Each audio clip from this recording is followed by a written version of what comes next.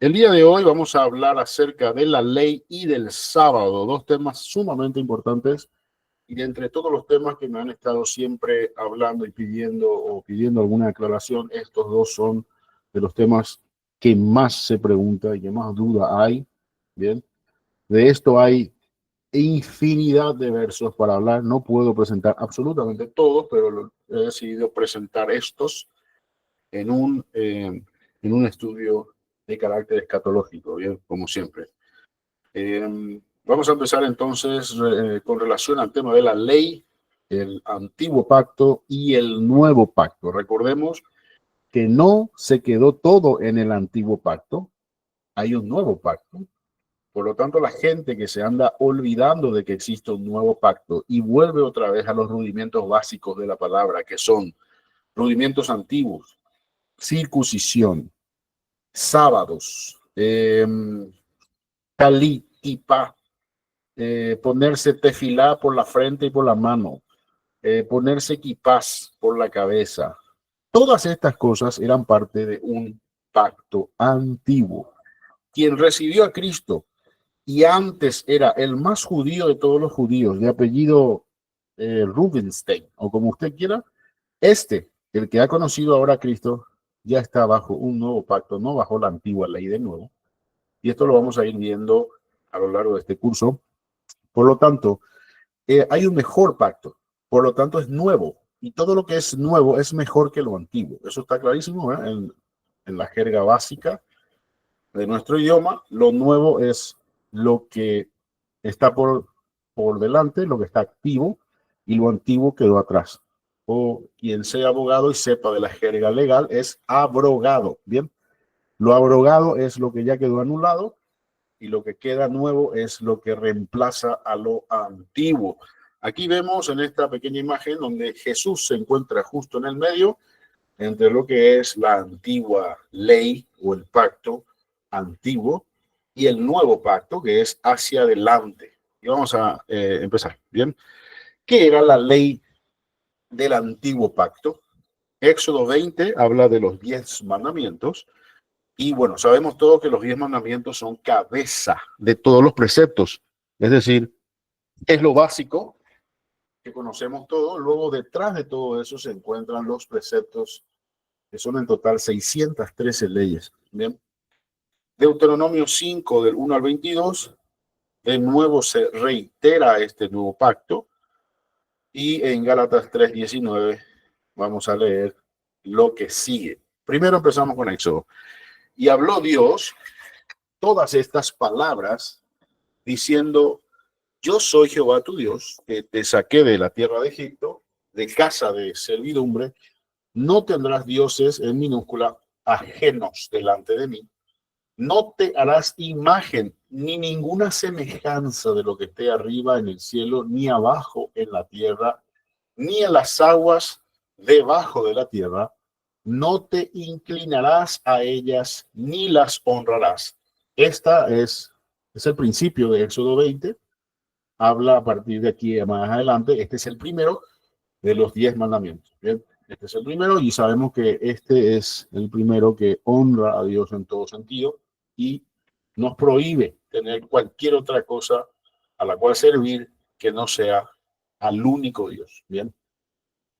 Deuteronomio 5, del 1 al 22, reitera este pacto diciendo: llamó Moisés a todo Israel y les dijo: Shema Israel. ¿Ven? Esta es la palabra oye Israel, es lo que siempre escuchamos por ahí, Shema Israel en hebreo, y dice: los estatutos y decretos que yo pronuncio hoy en vuestro oído, aprenderlo y guardarlo para ponerlos por obra. Deuteronomio 5, del 1 al 22. Y en Gálatas 3, 19 dice: entonces, ¿para qué sirve la ley?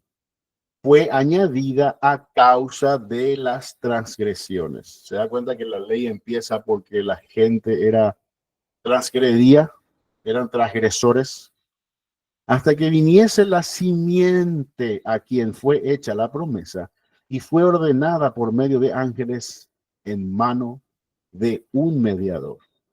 ¿Ven? Gálatas habla de que la ley era hasta que, o sea, a la ley antigua y al pacto le pone un fin. ¿Cuándo es ese fin? Hasta que llegue el mediador. Sabemos que el mediador es Jesucristo, porque también en Gálatas dice, ay, le quiero matar a esta mosca. Tenemos un mediador de un nuevo pacto, ¿verdad? Bueno, seguimos al siguiente slide. Romanos 3:20 dice, ya que por las obras de la ley, ningún ser humano será justificado delante de él, porque por medio de la ley es el conocimiento del pecado. Y recordemos lo que Pablo también dice, no es por obras para que nadie se gloríe.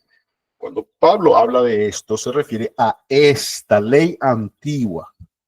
Nos está refiriendo a las obras que Cristo dejó, que también las dejó, y eso lo vamos a aprender. Bien, no se trata de la antigua ley, sino que por medio de la fe en Jesucristo somos salvos, no por las obras antiguas de la ley, porque si leen el contexto entero de ese verso, se va a enterar que Pablo está hablando de la ley de Moisés.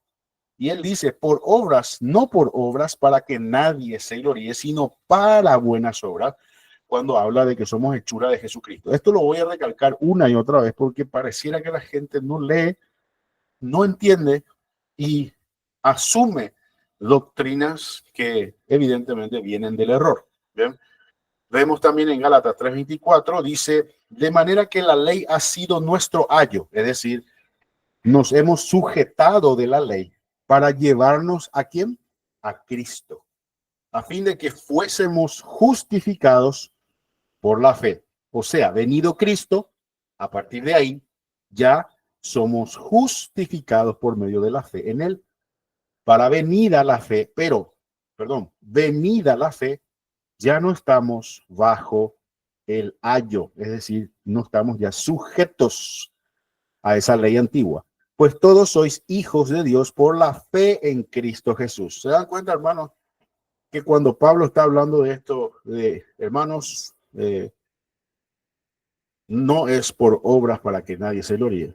Este es el contexto, no es otro. Bien, entonces, sigamos. La ley no podía justificar. Hebreos 10:1 dice que es sombra de los bienes venideros. Dice la palabra que la ley, teniendo la sombra de los bienes venideros, no la imagen misma de las cosas, nunca puede, por los mismos sacrificios que se ofrecen continuamente cada año, hacer perfecto a los que se acercan.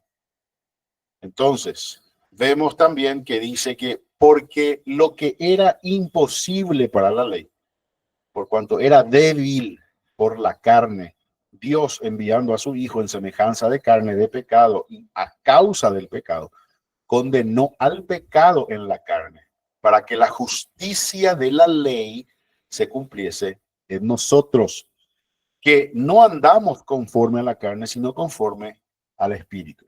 ¿Se da cuenta que el cumplimiento de la ley en sí es Cristo mismo? Y al venir Él, que es el único que ha podido cumplir toda la ley, porque nadie jamás ha podido cumplir la ley, solo Él, entonces Él nos abre el camino, la puerta, para decir, a partir de ahora, el que crea en mí, no dice el que vuelva a cumplir 613 leyes, preceptos, dice el que crea en mí. Entonces, este es justificado por medio de esa fe que el Señor le envió, que Él es el Hijo de Dios, que Él resucitó de los muertos, ¿no? Entonces es por fe y no por obras para que nadie se gloríe. Pero de nuevo repito, esa obra apunta a la ley. Y más abajo en ese mismo texto vemos que dice que nosotros somos hechura suya, es decir, de Dios, en Jesucristo para buenas obras. Ahí estamos ya diferenciando lo que son las obras de la ley antigua a las obras de la ley por medio de la fe. ¿Qué son las leyes por medio de la fe? Ama al Señor tu Dios y a tu prójimo como a ti mismo. Bien. Entonces, el cumplimiento de la ley en Cristo, no penséis que yo he venido a abrogar la ley o los profetas. No he venido para abrogar, sino para cumplir. Y esta es una declaración de Cristo. ¿Se dan cuenta que Él es el que va a cumplir la ley una vez crucificado? Una vez hecho sacrificio por nosotros, se convierte Él en el mismo cumplimiento de toda la ley, que era sombra que se le dio a Moisés en el desierto. Matarás a un cordero, lo degollarás delante del altar, esparcirás su sangre delante del lugar santo, y entonces el sacerdote pasará y caminará por la sangre hasta dentro del lugar santísimo, donde ofrecerá ofrendas de libación. Bien. Entonces, todas estas cosas son sombra de lo que Cristo iba a hacer, y Él lo hizo. Y una vez que lo hizo, se cumple lo que Él mismo dice: yo no he venido a abrogar, sino a cumplir todo lo que en algún momento Él mismo le dio esto a Moisés en el monte Sinaí. Vemos en Romanos capítulo 10, porque el fin de la ley es Cristo. ¿Ven? Ahí de nuevo Pablo habla de lo mismo. Para justicia a todo aquel que cree. Simplificándolo todo, ¿ven? Que Cristo se hizo ley. La ley Él la cumplió en sí mismo para simplificar, porque nosotros no podíamos. Ahora, anulando el acta de decretos que había en contra de nosotros, que nos era contraria, quitándola de en medio, Él clavándola en la cruz. Entonces, sabemos que lo que nos era contrario eran las leyes antiguas del pacto antiguo. ¿Por qué nos era contrario? Porque nadie podía cumplirla. Era tan complicado, hermanos, que definitivamente nadie, por más justo que sea, por eso dice la palabra: no hay ni uno solo justo, ni uno solo que esté sin pecado, sin culpa. Todos hemos transgredido, todos hemos sido destituidos de la gloria de Dios. Pero para eso vino Cristo. Y gloria a Dios. Gracias por su vida, por Él. Entonces, hermanos, el nuevo pacto anunciado. Vemos que Jeremías ya 500 o 600 años antes de Jesús decía: he aquí que vienen días, dice Jehová, en los cuales haré, ¿qué cosa? Nuevo pacto con la casa de Israel y con la casa de Judá.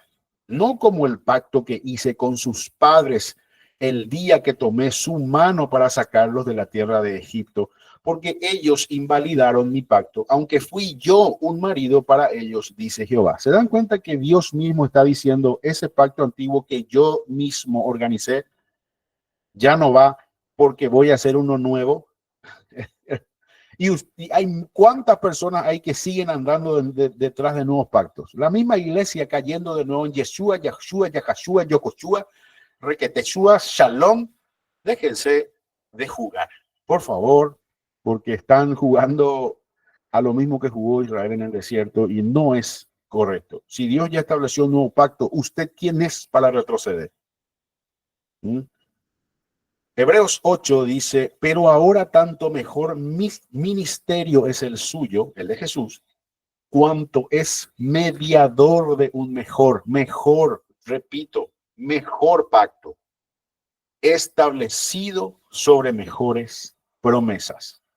Porque si aquel primero hubiera sido sin defecto, ciertamente no se hubiera procurado lugar para el segundo.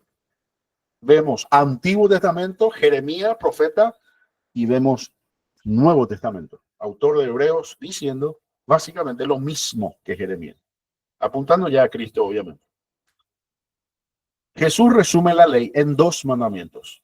Mateo 22, verso 36 al 40, dice: amarás a Dios y a tu prójimo. Bien. En estos dos mandamientos se resume toda la ley y los profetas. Maestro, ¿cuál es el gran mandamiento en la ley? Jesús le dijo: amarás al Señor tu Dios con todo tu corazón y con toda tu alma y con toda tu mente. Este es el primero y grande mandamiento. Y el segundo es semejante: amarás a tu prójimo como a ti mismo. De estos dos mandamientos depende toda la ley y los profetas. Esta es la nueva ley que nos dejó Cristo. Ya no más 613 leyes, preceptos, quipás, talit, nada. Todo eso quedó atrás. Bien. Cuando Jesús dice: si me amáis, guardad mis mandamientos. Y usted va a ver que hay gente que defiende: ¿y qué pasa entonces del tercer mandamiento y el cuarto mandamiento? Hay que cumplir los mandamientos. Espera un ratito, hermano. Te falta lectura. Tienen que decirle, porque definitivamente Si usted ama a su prójimo, no le va a mentir, no le va a robar, no le va a quitar la mujer, no le va a envidiar sus cosas, no va a andar, ¿verdad que no? Entonces, si usted ama a Dios, no va a inclinarse ante otros dioses, ¿verdad?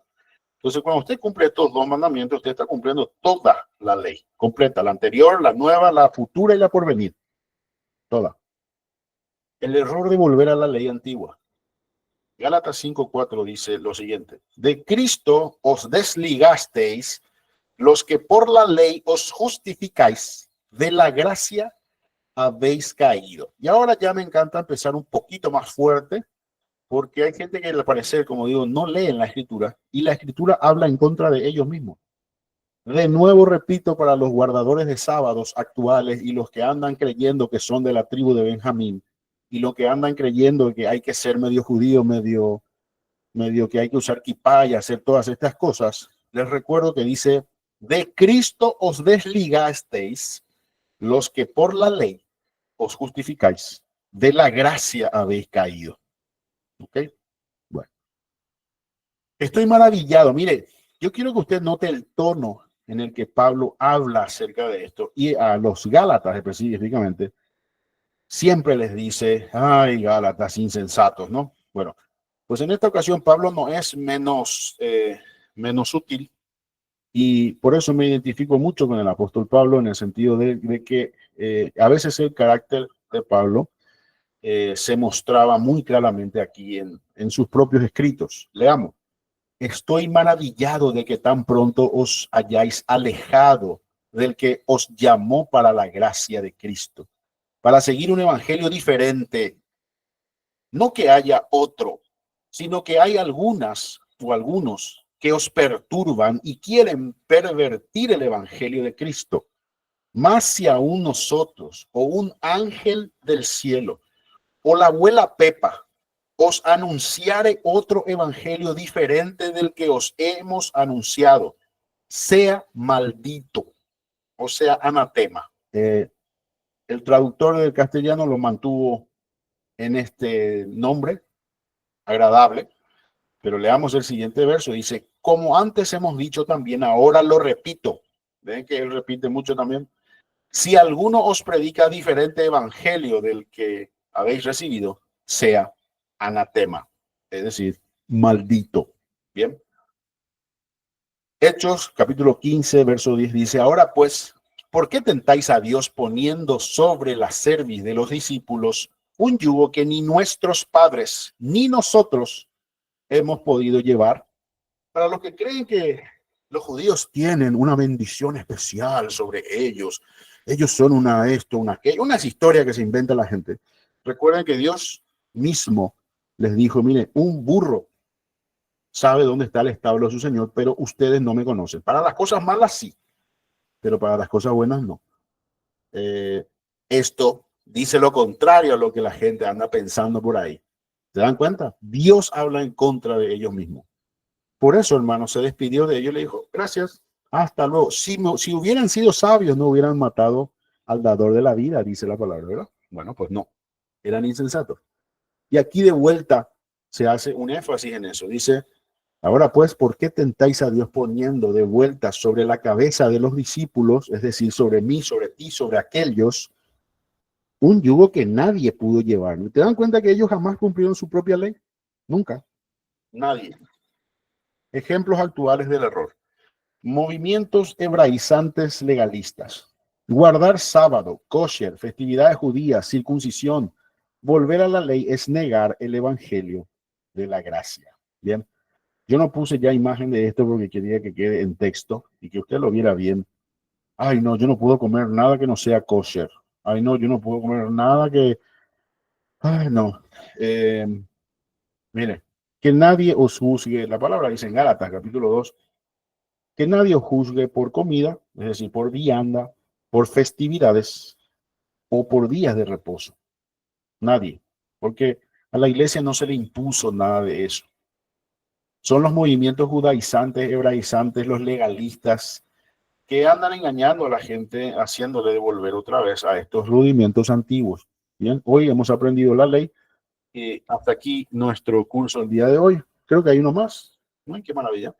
El evangelio apostólico verdadero dice, Hechos 13:38, dice, sabed pues esto, varones hermanos, que por medio de él se os anuncia perdón de pecados y que de todo aquello de que por la ley de Moisés no pudisteis ser justificados en él, es justificado todo aquel que cree. Y claro que está. Y aquí es donde viene la parte que ya estaba hablando antes para que usted tenga claro que eso está en la Biblia, no es que me lo estoy inventando. Concluimos pues que el hombre es justificado por fe sin las obras de la ley.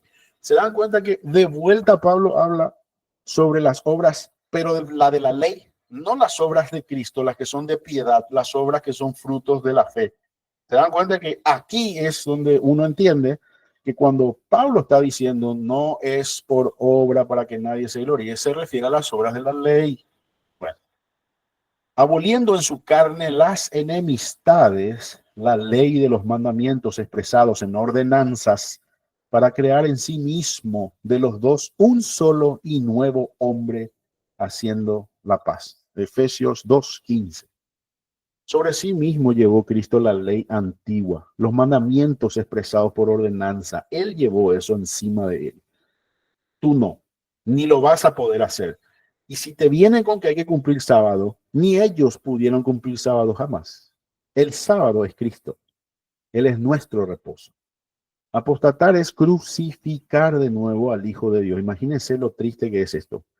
Porque es imposible que los que una vez fueron iluminados y gustaron del don celestial y fueron hechos partícipes del Espíritu Santo, y asimismo gustaron de las buenas palabras de Dios y los poderes del siglo venidero y recayeron, sean otra vez renovados para arrepentimiento, crucificando de nuevo para sí mismos al Hijo de Dios y exponiéndole a vituperio.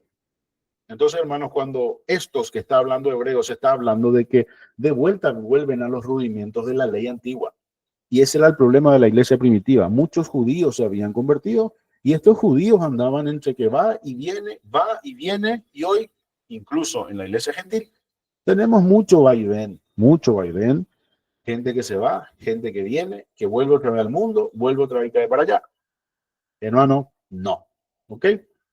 Para los que creen por ahí que la salvación no se pierde, este es uno de los versos más fuertes que existe en la palabra respecto a ese asunto. Cuide usted su salvación con temor y temblor. Y Hebreos 6, verso 4 al 6, habla de esto también.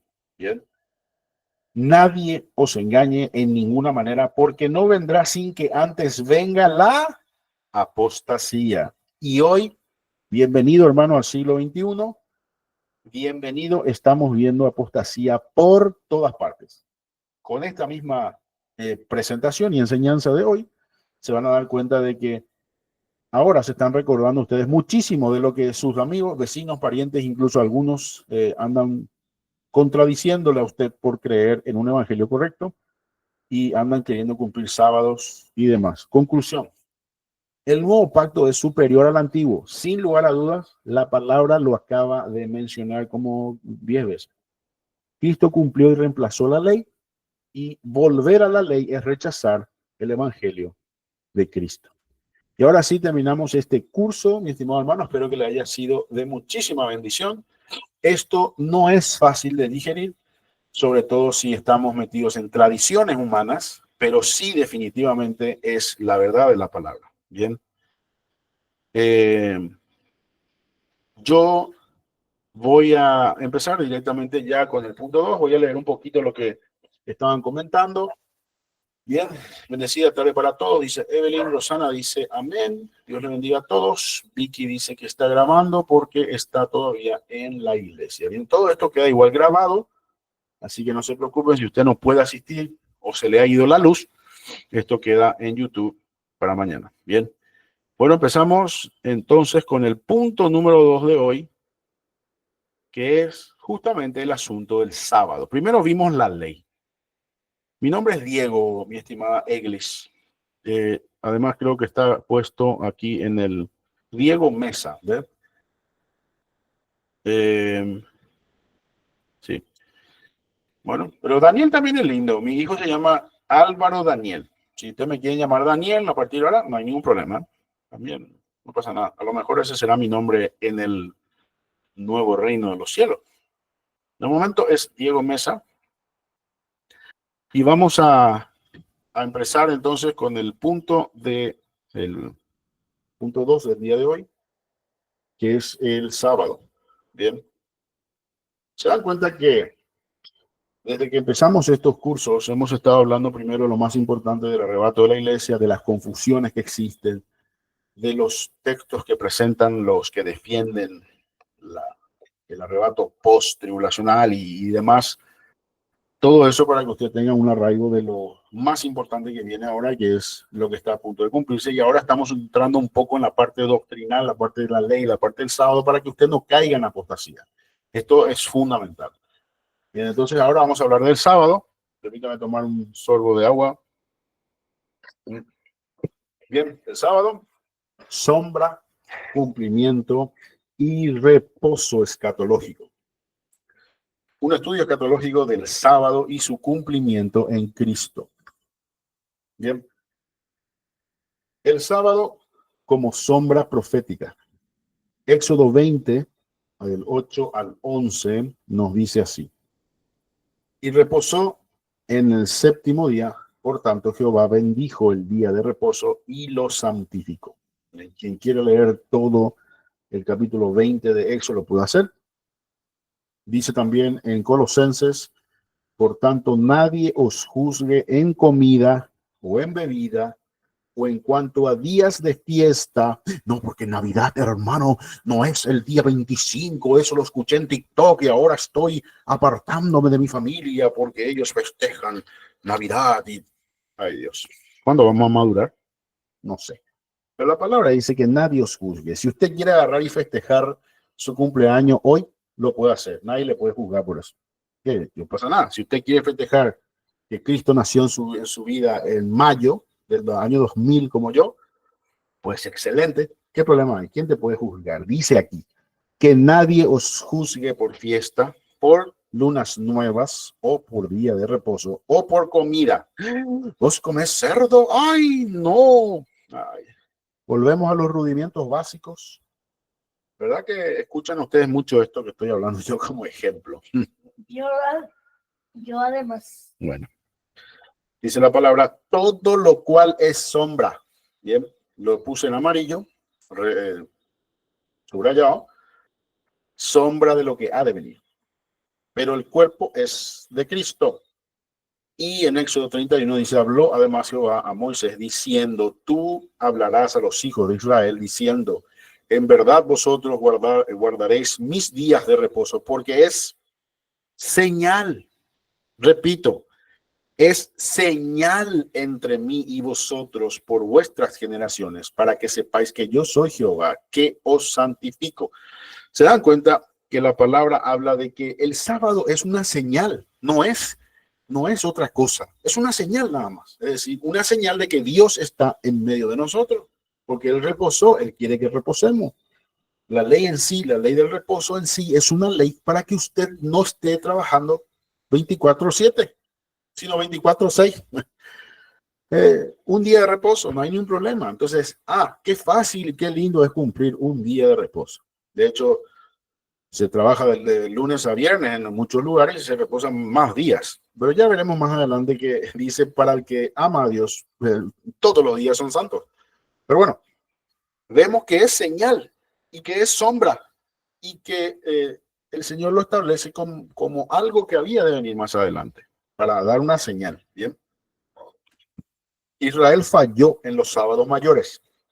Y esto lo vamos a aprender hoy. Muchos ya lo saben, otros no, pero en Levítico 25, del 2 al 5, dice, pero el séptimo año la tierra tendrá descanso, reposo para Jehová. No sembrarás tu tierra, ni podarás tu viña.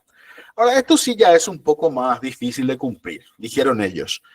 Está muy lindo, todos los estatutos que nos dio Jehová en el desierto. Vamos a cumplir mejor el sábado de la semana, pero esto del año sabático no. Vamos a dejar eso ahí porque ¿quién no va a querer rejuntar todo lo que ha sembrado? ¿Quién va a darle vacaciones a sus esclavos? Imposible, un año, no, esto es una locura. Dejémoslo ahí. Entonces no lo cumplieron. Y vamos a ver después por qué. ¿Y qué pasó? Y dice también más abajo en Levítico 25:8, y contarás 7 semanas de año, 7 veces 7 años, de modo que los días de los 7 semanas del año vendrán a ser 49 años. Entonces dice más abajo, para el que quiera leer, que cuando termine el 49, el año 50 será de jubileo. Nadie va a trabajar, las deudas se van a perdonar, se van a devolver las tierras y los esclavos van a volver cada uno a su origen, van a dejar de ser esclavos. Una jubilación. Por eso llamamos la jubilación a los que tienen la oportunidad de ser jubilados. Viene de la ley de Moisés de hace 3.500 años atrás. Vemos que el año jubileo o la jubilación justamente es para que usted descanse y se quede ya tranquilo con sus 50 años. A lo mejor usted empezó a ser esclavo como yo, con 12 años, y cuando usted cumpla 50, o cuando pasen 50 años desde que usted empezó, va a tener ya usted 62. ¿Ves que es lo mismo, la misma ley que nosotros tenemos ahora vigente en los países, que es 65 años? Es jubilarse por esta ley, hermano querido. Levítico 25:8-12. Bien, qué lindo saber esto. Los que escaparon de la espada fueron llevados cautivos a Babilonia y fueron siervos de él. ¿De quién? De Nabucodonosor y de sus hijos, hasta que vino el reino de los persas, para que se cumpliese la palabra de Jehová por boca de Jeremías, hasta que la tierra hubo gozado de ¿qué? De reposo. Porque todo el tiempo de su asolamiento reposó hasta que los 70 años fueron cumplidos. Segunda de Crónicas 36:20. ¿Y qué dice Jeremías? Toda esta tierra será puesta en ruinas y en espanto, y servirán estas naciones al rey de Babilonia 70 años. ¿Se da cuenta, hermano, que Dios le estaba castigando a Israel, entre otras cosas, porque nunca guardaron la ley del reposo del año sabático ni del año jubileo? Entonces, por la cantidad de años que ellos estuvieron sin guardar estas dos leyes, el Señor también les mandó afuera a tomar aires en Babilonia, hasta que la tierra reposó, dice, de su afrenta, de su asolamiento. Y ahí entonces le dijo, bueno, vuelvan, ya habrán aprendido la lección, ¿verdad que sí? Sí, Señor, aprendimos. Ay, cuánto hubiera sido bueno que eso haya sido verdad. Bueno, qué lindo, ¿verdad? Jesús es Señor del sábado. Mateo 12, verso 1-8 dice, en aquel tiempo iba Jesús por los sembrados en un día de reposo. Para empezar, ya empezamos mal para los sabáticos. Mal ya estamos, porque ellos este texto arrancaron luego de su Biblia prácticamente. O le dan cualquier otra interpretación. O, no leí, me pasé, no vi. Esto no quieren ver ellos. Dice que en aquel tiempo iba Jesús por los sembrados en un día de reposo. Iba, de hecho, tiene que usted tener en cuenta que solamente pueden dar hasta 150 pasos, tengo entendido. Más de ahí no. No, 1080 creo que es. O 1050. 1050 pasos hasta ahí. Y Jesús iba andando, iba caminando tranquilamente por los sembrados en un día de reposo. O sea, estaba violando la ley del día de reposo, la ley del reposo. Y sus discípulos tuvieron hambre. Ahí tenemos otro problema. Y comenzaron a arrancar todo lo que sea caminar, arrancar, correr. Todo eso no se puede hacer en día de reposo. ¿Está bien? Comenzaron a arrancar espigas y a comer, otro verbo. Viéndolo los fariseos. Le vieron los pastores de la época. Le dijeron, he aquí, tus discípulos hacen lo que no es lícito hacer en el día de reposo. ¿Se dan cuenta? Jesús mismo estaba caminando tranquilo, un paseo por el parque, el día de reposo. Esto no lo quieren leer muchos. También les dijo, el día de reposo fue hecho por causa del hombre y no el hombre por causa del día de reposo. Por lo tanto, el Hijo del Hombre es Señor aún del día de reposo. Aquí está Jesús justificándose delante de los fariseos religiosos de la época que cumplían maravillosamente la semana del sábado, pero la palabra misma nos cuenta que ellos no cumplían con las otras dos leyes del jubileo y del año sabático. Por lo tanto, estaban siendo hipócritas, como siempre. A predicar el año agradable del Señor, y enrollando el libro le dio al ministro y se sentó, y los ojos de todos en la sinagoga estaban fijos en él. Quiero que veamos esta parte en Lucas 4. Aquí es cuando Cristo por primera vez se presenta ante los judíos y le dan el rollo y abre él en Isaías y él dice: he aquí que he venido para dar vista a los ciegos, para, ¿verdad? Para sanar a los enfermos y para predicar el año agradable del Señor. Y mucha gente se pasa rápido leyendo el grado del Señor, enrollado en el libro, bla, bla, bla, y leyó todo ya y no se dio cuenta de lo que aquí está escrito. ¿Qué es para ustedes esto que es el año agradable del Señor? ¿Qué es? ¿Qué es? Hay tanto para hablar de esto, hermanos. El año agradable del Señor es justamente el año en que Cristo aparece para dar cumplimiento a este gran año jubileo, gran año de reposo, en el que Cristo mismo fue manifestado delante del pueblo de Israel y se cumplió en ese día, en esa fecha y en ese minuto en el que él abrió este libro y empezó a leer esto por primera vez delante de los judíos de la época. Y hermanos, se cree que ese día se cumplió exactamente 4,000 y pico de años, cumpliéndose una cantidad de jubileos específica en donde se cumplía el año agradable del Señor, donde ya también los profetas hablaban de que Cristo iba a cumplir este año agradable, este año de jubileo, en su primera venida, y lo volverá a hacer en su segunda venida. Matemáticamente exacto va a ser. Por eso predicar el año agradable del Señor, no hay que pasarse tan rápido y ver por qué dice el año agradable. Si usted lo quiere investigar, le invito a que lo haga, se va a quedar sorprendido. Hoy no estoy para eso, estoy para hablar del sábado específicamente. Bien, uno hace diferencia entre día y día. Aquí está lo que les decía al principio. Otro juzga iguales todos los días. Cada uno esté plenamente convencido en su propia mente. El que hace caso del día, lo hace para el Señor. Y el que no hace caso del día, para el Señor, no lo hace. ¿Se da cuenta que nadie le puede juzgar a usted porque es sábado, que es domingo, que, ay, Dios mío? No, bajo ningún sentido. Y esta es la pelea eterna con los hermanos adventistas, porque para ellos el domingo es prácticamente un día maldito. Prácticamente. No, bajo ningún sentido. Léase Romano 14 y dígale a su hermano adventista: chao, anda a pasear.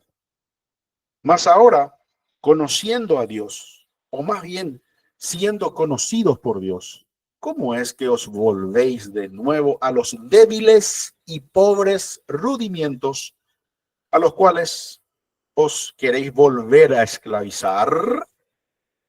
Guardáis los días, los meses, los tiempos y los años. Me temo de vosotros que haya trabajado en vano. Hermano, se da cuenta que Pablo no es tan amor, paz, pétalos de rosa. A veces me suele decir mi hermana Alicia: paz, hermano, paz. Mira, vamos a decirle, todos juntos, vamos a decirle ahora al apóstol Pablo: Pablo, hermano Pablo, paz, hermano Pablo, paz, por favor. Mire, me temo que de vosotros que haya trabajado en vano. Esto yo no lo veo tan suave, de Pablo. Ay, ay, ay. Se dan cuenta que a veces hasta Pablo mismo, ¿no?, se ponía malito acá. Porque ha parecido bien al Espíritu Santo y a nosotros no imponeros ninguna carga más que estas cosas necesarias. En contexto, lo que estoy leyendo, Hechos 15, es la primera reunión de la iglesia en pleno, de los líderes de la iglesia en pleno en Jerusalén, para hablar de los primeros problemas que habían empezado a surgir. Y muy claramente, al empezar el capítulo 15 de Hechos, usted va a leer que había de la secta de los fariseos que se habían convertido al cristianismo, a Cristo, venían y le confundían a los hermanos, también otros judíos y también otros nuevos que no eran judíos, a que empezaran a circuncidarse, a guardar sábado, a guardar la ley de Moisés Y la iglesia dijo, no, esperen un momento, basta, reunámonos. Y aquí sale esta cartita. Y dice así, porque ha parecido bien al Espíritu Santo y a nosotros no imponeros. Ahora ya estamos de camino también. Perdón, mi hijo me estaba mostrando un mensaje. No imponeros ninguna carga más que estas cosas necesarias. 2 puntos. Que os abstengáis de lo sacrificado a ídolos, bien, de sangre, de ahogado y fornicación. 4 cositas, ¿sí? De las cuales cosas, si os guardaréis, bien haréis. Pasadlo bien. Chao, chao. Esta carta, y ahora le voy a explicar, porque muchos tienen la duda, ahora mismo estoy seguro de qué es sangre y qué es ahogado, te dicen, porque guardarse de lo sacrificado a los ídolos, está claro que todos entienden, ¿no? Que si no nos vamos a meter en sacrificio de animales para ídolos, Moloch y todo esto, ¿verdad? Ni cosas que hoy en día tienen nombres cristianos, San Fulano, San Piquicho, San Ruperto, nada de eso, ningún sacrificio para ningún ídolo, ¿ve? Guardarse de ahogado, de sangre y ahogado. Bien, sangre se refiere a que no se puede comer la sangre de ningún animal, ni mucho menos un ser humano, que es lo que se escandalizaban ellos cuando Jesús dijo, si no tomáis de mi sangre y no coméis de mi carne, ay, ¿qué dice este? Y hace unos años atrás estaban tomando la sangre de sus propios hijos. Pero dice, guardarse de sangre, tanto de tomar sangre o comer sangre. Por eso el tema de la morcilla, habría hasta el día de hoy, al que le genere algún tipo de culpa, no lo debe hacer, lo recomienda la iglesia en el primer concilio, bien, de Jerusalén. Ahogado era una forma de matar a animales como si fuera sacrificado a los ídolos y se les ahogaba en su propia sangre. ¿Bien? Fíjense que la mayoría de las cosas que ellos recomiendan tienen todas que ver con comida. Absténganse de lo que se les sacrificó a los ídolos, absténganse de comer sangre y absténganse de esos sacrificios de animales ahogados en su propia sangre. ¿Bien? Todo es comida. Y fornicación se refiere tanto a la fornicación espiritual como a la fornicación carnal. Bien, no hay que andar teniendo sexo a tutiplén sin orden, prohibido, ¿ok? De las cuales cosas si os guardaréis, bien haréis. Aquí pareciera que es una sugerencia, ¿ven? Sugerimos que no hagan esto, si se guardan de esto, vais a hacer bien. Cristo es todavía más adelante en el libro de Romanos mucho más directo. Pablo también. ¿Eh? Entendemos que cuando Pablo escribe inspirado por el Espíritu Santo, por lo tanto es mucho más directo y es una orden abstenerse de estas cosas. Aquí pareciera que lo sugieren. Bien. El reposo escatológico. Hebreos 4 dice, resta un reposo sabático para el pueblo de Dios. En 2 de Pedro 3:8 dice, un día es como 1000 años, eso lo sabemos, ¿bien? Y Apocalipsis 1 al 6 dice que el milenio, el reposo y la justicia en la tierra. Esto lo vamos a mirar ahora. Hebreos 4 del 1 al 3 dice, temamos pues, no sea que permaneciendo aún la promesa de entrar en su reposo, alguno de vosotros parezca no haberlo alcanzado. Porque también a nosotros se nos ha anunciado la buena nueva como a ellos, pero no les aprovechó el oír la palabra por no ir acompañada de fe en los que la oyeron. Pero los que hemos creído entramos en el reposo. ¿Se da cuenta, hermano, que el autor de Hebreos está diciendo que el que ha creído en Cristo ya está en el reposo? Usted vive 24/7 de su vida para Cristo, crucificado juntamente con Él. Usted está en el reposo ya. Ahora, queda un reposo. Ese es el reposo cuando Cristo venga ya a gobernar esos 1000 años. Ese es el reposo que nos queda a nosotros. ¿Ok? Bien. Segunda de Pedro 3:8, sabemos que él dice que, más amados, no ignoréis que esto es para el Señor un día, y si para el Señor un día es como 1000 años, el Señor nos está invitando a que en el milenio, que es un día, sea nuestro día de reposo. Gloria a Dios. Tan simple y tan claro de Dios en su palabra, que a mí me sorprende a veces cómo la gente no puede captar, de verdad. Y vi tronos y se sentaron sobre ellos los que recibieron facultad de juzgar, y vi las almas de los decapitados. Yo pongo en amarillo lo primero porque quiero que usted entienda que ese primer grupito antes del punto y la coma es la iglesia. Bien, no se confunda usted, la iglesia todavía no ha sido resucitada. En este momento entendemos por Apocalipsis que las almas de los que han muerto en Cristo están delante del trono de Dios, esperando el día de la resurrección de las primicias del Espíritu, que es la iglesia. Dice la palabra que Dios mandará a Jesucristo con los que durmieron y ellos resucitarán primero y luego nosotros seremos transformados y nos juntaremos todos con Cristo en las nubes. ¿Por qué será que Cristo dice que viene con las almas y ellos resucitan primero? Porque ellos están ahí arriba, pero ellos no tienen una labor como resucitados todavía. Que nadie les engañe y les diga que los 12 apóstoles y los 12 de, no sé, patriarcas de Israel o las 12 tribus son los 24 ancianos. Fatal.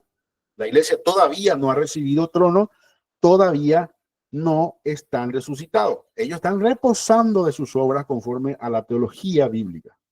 Aquí dice que en Apocalipsis 20, ahí recién la iglesia recibe trono. Mire, y vi tronos, y se sentaron sobre ellos los que recibieron facultad de juzgar. O sea, la iglesia, los 12 más toda la iglesia. Bien. Y vi las almas de los decapitados por causa del testimonio de Jesús y por la palabra de Dios. Los que, ahí hay una coma, ¿ven? Hasta ahí pareciera que ¿quiénes son? Estos son los mártires que murieron durante la época de la iglesia. No, error. Porque si usted sigue leyendo, a ver qué dice. Los que no habían adorado a la bestia. Un poquito. La bestia está solamente en la época de tribulación. No está durante todo el periodo de la iglesia. Ni a su imagen, y que no recibieron la marca en sus frentes ni en sus manos. Recuerde que la marca es en el periodo de tribulación, no es durante el periodo de la iglesia. Se dan cuenta que lo que está aquí en color verde son los que pasaron por la tribulación y están, mire, y vivieron y reinaron con Cristo. Para los que siguen creyendo a día de hoy que la iglesia, que los que durante la tribulación no habrá salvación, este texto los confronta. Si usted no sabe leer, le invito a leer aquí con colorcito, puntos y comas, y vea que estos que están saliendo de la tribulación vivieron y reinaron con Cristo. ¿Cuánto tiempo? 1000 años. Y si 1000 años es como un día, entonces será ese el día de reposo. Bien, conclusión. El sábado era una sombra que apuntaba a Cristo. Israel falló en comprender el reposo real de Dios. Cristo ofrece un reposo superior, espiritual, eterno y escatológico. Imponer el sábado hoy es errar de evangelio. Así que dígale adiós a sus amiguitos del sábado, y aquí le doy una sombra a ver su cumplimiento para que usted lo pueda ver más claro. Antiguo pacto es sábado semanal, año sabático, año jubileo. Pongo aquí los 120 años que en total suman 6000 años, es decir, 120 por 50, 6000 años. Descanso físico temporal y legalismo. Ahora vemos el nuevo pacto, que es reposo en Cristo, liberación espiritual y restauración, salvación, perdón y herencia eterna, reposo eterno y espiritual, fe y libertad en Cristo. Bien, ese es el nuevo pacto. Hermanos, espero que esto haya quedado claro y que usted esté firme en el conocimiento de la palabra para que nadie le engañe respecto a estas cosas, que en la palabra está muy claro, hermano.